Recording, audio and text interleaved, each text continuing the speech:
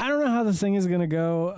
I thought about this a little bit in my head, and I've got a few stories I can tell, but I don't know if any of you guys are actually going to be interested or not. But it was something I wanted to document because there are other people out there on YouTube who document things. You know, guitars, go through them, and they talk all about them. Trogley is a great example of that. I will tag him down below. Not like he needs it, but if you're into watching people take apart guitars and stuff, which I'm not going to do today.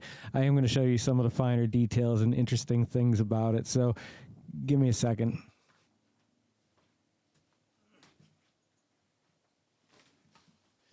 I'll give you some sweet, nasty B-roll while we're doing this too. I just wanted to get it out. This case used to have a handle. It was a crappy, like, orangey, brownish plastic handle. And sometime over the last 10 years, that handle broke. I don't know how, when, why. It has been, you know, kind of, smashed around a little bit. Not smashed around, but I don't know. I don't know what you'd say. I'm not going to say it for you. It's got two latches. One... No, both of them were working. And then one flip latch here. Yeah.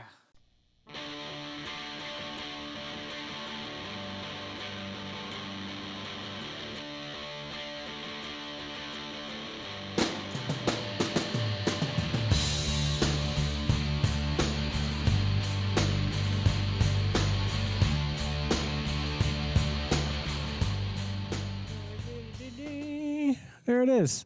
That's the Washburn A20V. It's a beautiful instrument. It's what drew me to it first was the flame top, and then when I flipped it over and I analyzed it a little bit more, I realized it was a neck-thru body. And up to that point, I always wanted one, but all the models of the guitars, like Paul Reed Smiths and stuff, were too expensive for me to afford. So when I saw this sitting at the not a pawn shop, it's I'm going to put it down for a minute. As you can see, I've never done this before. It's just something that it's a history guitar. You know, it's one that I will never get rid of. Well, maybe if somebody offered me the right amount of money, but at this point in my life, I have no desire to part with it. I've lived with it and I've played with it and gigged with it so many shows, recorded with it.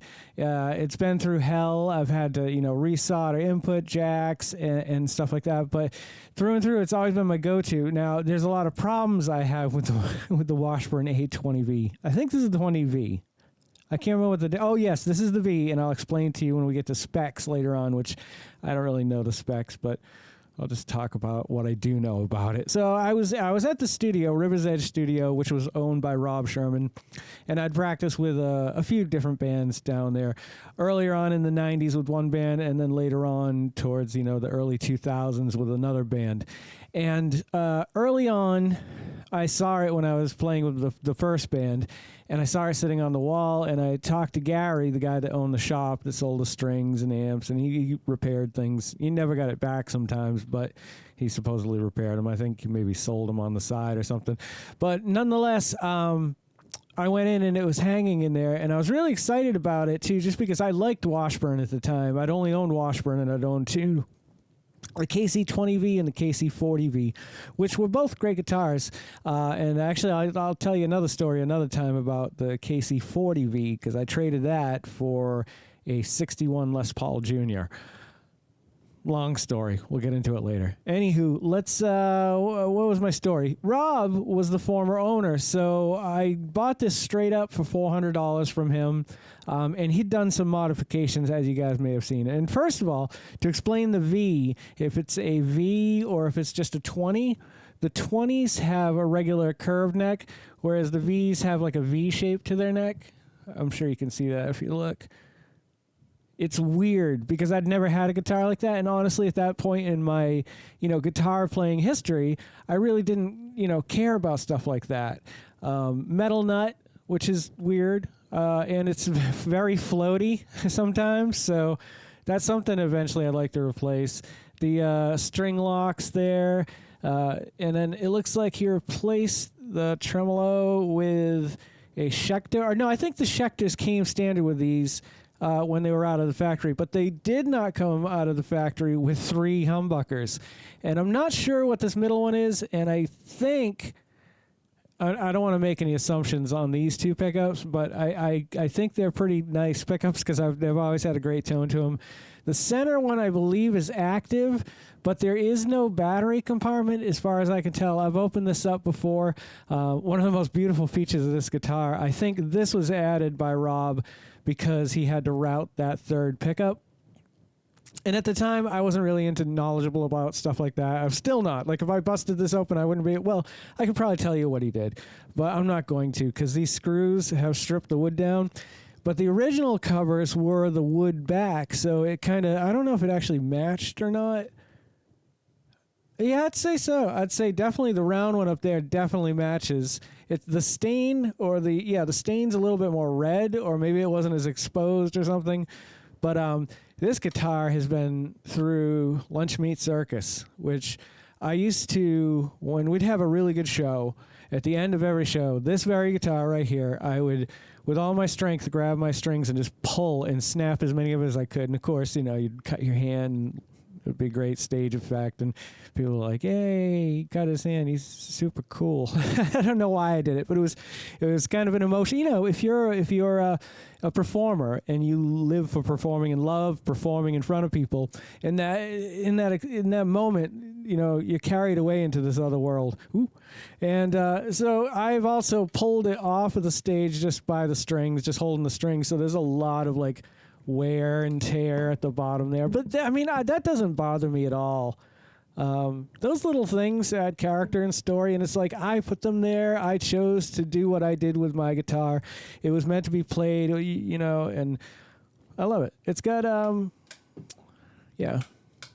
push pull, just up there, two-tone, two-volume, kind of like a Les Paul style. The pickup selector, I don't always love it being here because if I'm really getting into rhythm, I can sometimes get a little wacky up here, and I can, switch the pickups, and I don't want to do it in the middle of a song.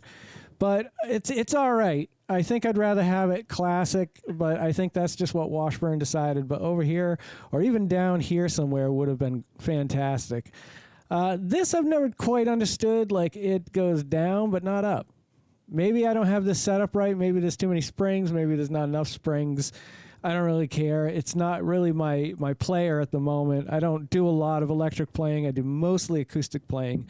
And my go-to for that is the Gill D4. I've had that since like 1999, maybe 98, right around there. And it's just tonally just beautiful.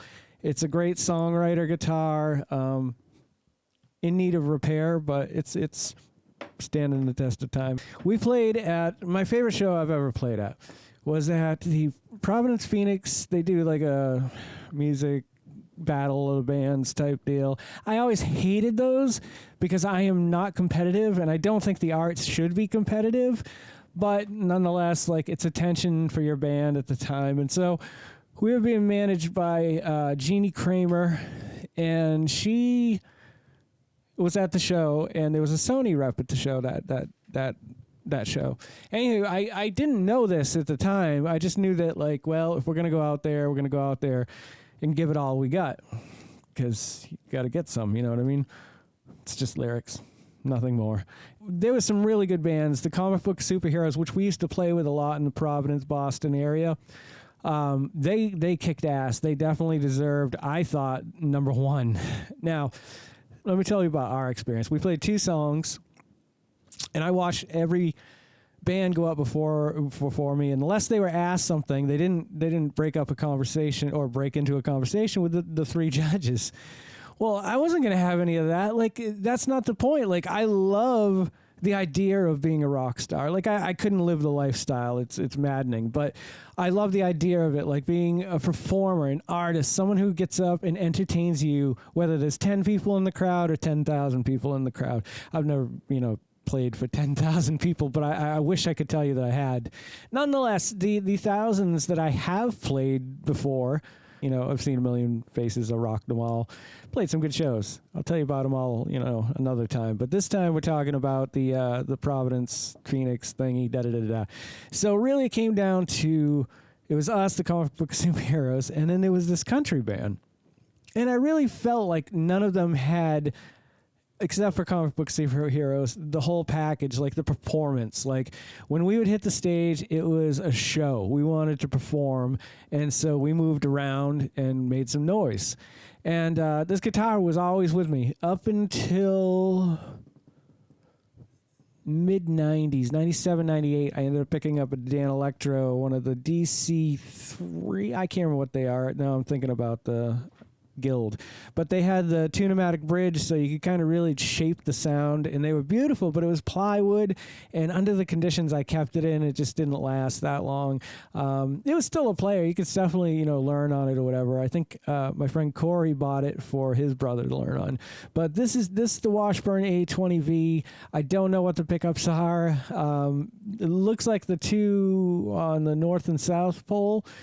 They are probably the stock ones, I would assume, the neck and the bridge, and then the middle pickup is something that Rob added. I'm sure I could open up the back and let you guys know at some point. I'd also like to let you know about the weight of this guitar. The weight of this guitar is insane. Like, it's the heaviest guitar I own. It's got to weigh 10 pounds.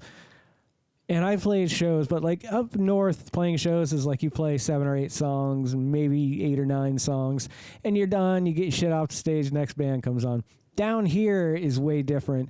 You play like 2 or 3 hours of music, and there's not a lot of like original places where you go in and do sets with other bands. So this thing is just a shoulder neck killer, and I'm sure it's a reason why I have a lot of back and neck pain, to this day.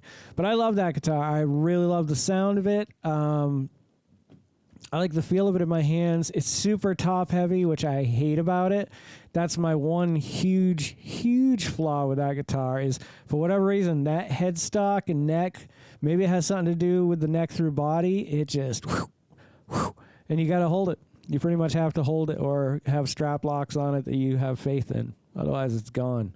Anywho, love that guitar, and I love you guys, and I hope you're having a wonderful holiday season. And I'll catch you guys a little bit further on down the road. Take care, my friends. I almost poked myself in the eye there. Don't go to sleep with a catch it in your pocket.